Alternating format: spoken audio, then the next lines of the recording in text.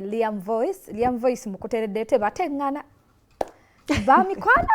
bano tebateŋŋana yadde n'akatono nze buli clip bwabwe bwendaba babiri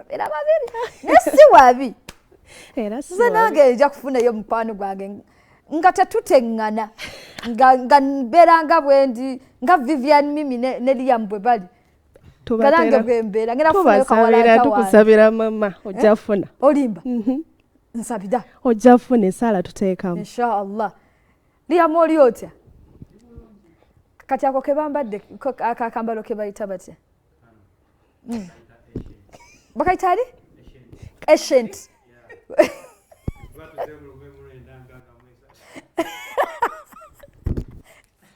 Saimani mu kubuuza mbuta ziri mu kumenya engoye z'oyambadde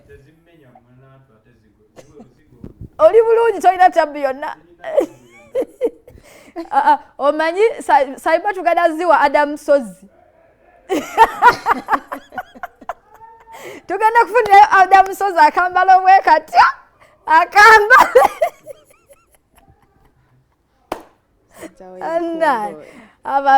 fashion mujja kutussa fashion Vivian okkiriza nti Hajji hit nzikiririza ddala okkiriza ddala ekusanga wa Hajji yansanga nali nkyabeera Jinja by then obeera Jinja no gye nali gye wali obeera by then by then gye yansanga I was still in Jinja ye waka somero wo Jinja bwe nava ewaka Masaka ewaka bakuzala Masaka katundu ki nanga manyi ndi Bukomansimbi Bukomansimbi ze ndi weminyinya kumpi omanyi eminyinya olimba oli onoonyayo ki nga tutambula omanyi eminyinya otambula kale sanza okulaba munnamasaka munnange okusanga oba wakava Masaka oli Jinja munnange nayitawo buyisi Jinja waliyo abantu bange bangi abasinga so nali mbeera wa sister wange by then so Hajji gye yansanga eyo ani yakuwandikira oluyimba luno Liam Voice yaluwandika mwali mumanyiganye twali twakwatagana already nze naye byandongo oba mwali mwemanyi from childhood no byandongo bambi yalaba talent yes nagironda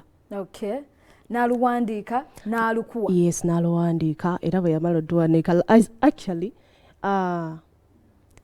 yampita nangamba no wano waliwo kivibe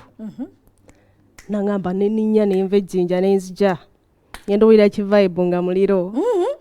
ngenda otuukanga alina subhanallah mu bufunze walulaba nga lujja bwe wali oluta wali oli mumativu nti lugenda kukola bulungi vibe yali y'amaanyi nga buli aluwulirako omanyi oluyimba olunaakola mukwana buli aluwulirako olabira ddala nga apiikingirawo saawa eyo so bambi n'aluwandiika ne tuluwandiika actually Hajji teyaweza na ssaawa zaali ddakiika kuba engeri ya vibe gye yaliwo ebigambo byali bijja kumu so ng'aleeta ne tuteekamu n'aleeta ne tuteekamu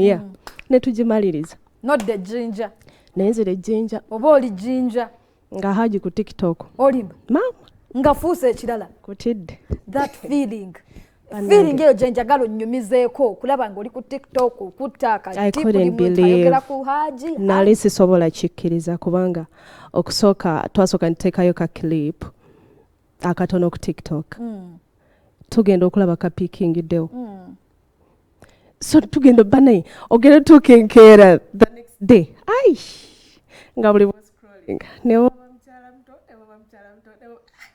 nengamba oh my god kikino nga gye ndi sikikkiriza nengenda okulaba olunaku olwaddako olwokusatu nga kituufu oluyimba lutambudde yes nga lutambulidde ddala nnyo ku TikTok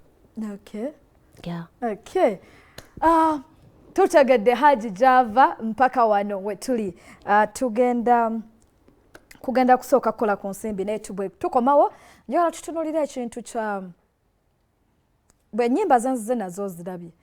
bwe tubadde tutandika program zenjogeddeko nti omuntu akola olimba nga lulungi hit naye na struggling okuzzaako hit not because batakola music mulungi naye nga terunnatuuka luli nga lwe yakola simanyi oba gy'oli bwe kiri oba gwe tekinnakutuukako ojja nakumpa ensonga lwaki olowooza kibeera bwekityo katukole ku nsimbi tukomawo temuvaawo